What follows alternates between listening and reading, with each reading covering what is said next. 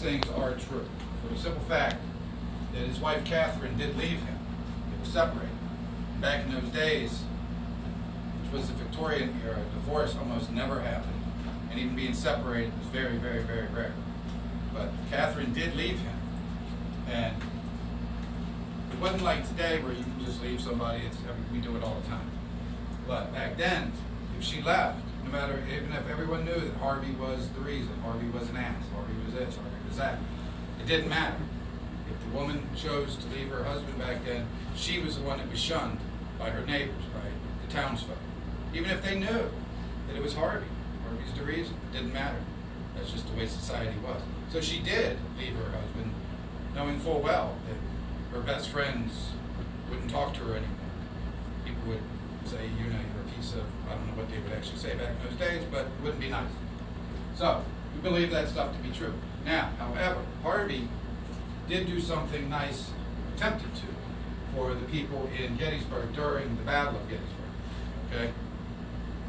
So when the battle did start, it started over in that direction over there, around the Seminary Ridge area. Okay? And on the first day of the battle, the Confederates kind of ruled the day. All right? So what you had happen is this road right out here in front of us, Baltimore Street. There was approximately 20,000 Union soldiers storming down the road, trying to get away from about 30,000 Confederates that were pursuing.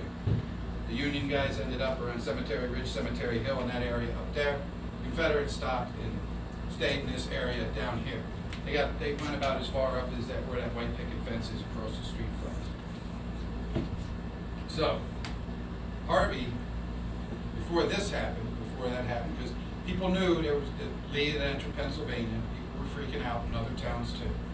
But when it became clear that something was going to happen here, the townsfolk wanted to get out of here. So those that left early enough were able to get out of town. Others waited too long. They were wishy-washy. They'd go down High Street, Middle Street, what have you, Chambersburg Street, and they'd run into Confederate or Union soldiers. They'd turn around and go the other way. They'd run into soldiers again. So they ended up, everyone kind of hid in their basements. And then other people were just wandering the streets. So that's what happened here in the Farnsworth house, which was the Sweeney house back then. Is that when Harvey lived here at the time of the battle, he lived here with his eldest son and with a tenant. So there was 3 people here. He took in 10 more people that were milling around out front. Okay, basically come in, ride the storm out, give you shelter and whatnot. And so he took in 10 more people. Now, amongst those 10 people, 8 of them were teenagers or younger. We know that, but we do not know their actual ages. So he took in quite a few young people.